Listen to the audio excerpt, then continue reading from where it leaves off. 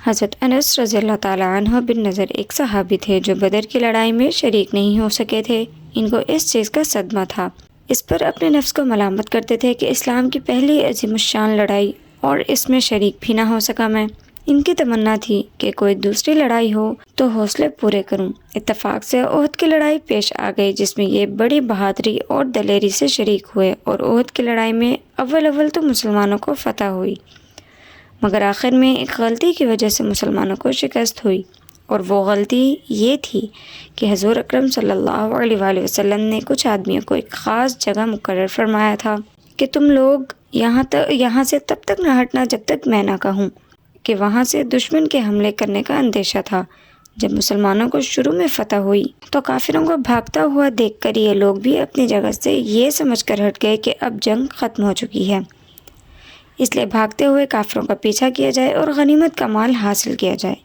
اس جماعت کے سردار نے منع بھی کیا کہ حضور اقدس صلی اللہ علیہ وآلہ وسلم کی ممانعت تھی کہ تم یہاں سے نہ ہٹو، مگر ان لوگوں نے سمجھا کہ حضور اکرم صلی اللہ علیہ وآلہ وسلم کا ارشاد صرف لڑائی کے وقت کے واسطے تھا۔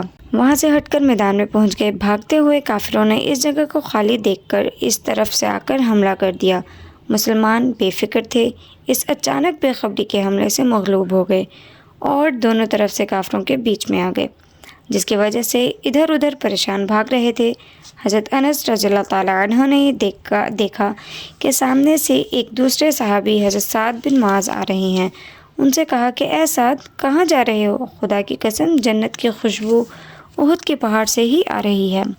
یہ کہہ کر تلوار تو ہاتھ میں تھی ہی، کافروں کے ہجوم میں گھس گئے اور جب تک شہید نہیں ہو گئے واپس نہیں ہوئے۔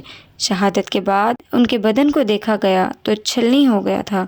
80 سے زیادہ زخم تیر اور تلوار کے بدن پر تھے۔ ان کی بہن نے انگلیوں کے پوروں سے ان کو پہچانا۔ اس سے ہمیں یہ سبق ملتا ہے، جو لوگ اخلاص اور سچی طلب کے ساتھ اللہ کے کام میں لگ جاتے ہیں ان کو دنیا ہی میں جنت کا مزہ آنے لگتا ہے۔ یہ حضرت انس رضی اللہ تعالیٰ عنہ زندگی ہی میں جنت کی خوشبو سونگھ رہے تھے۔ اگر اخلاص آدمی میں ہو جائے تو دنیا میں بھی جنت کا مزہ آنے لگتا ہے